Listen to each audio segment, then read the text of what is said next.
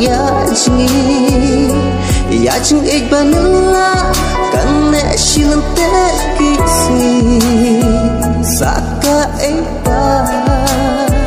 ma ipi kwa malo ngala de pura na dong shadow ya chừng ít ngala no paswa utak ya pi ngala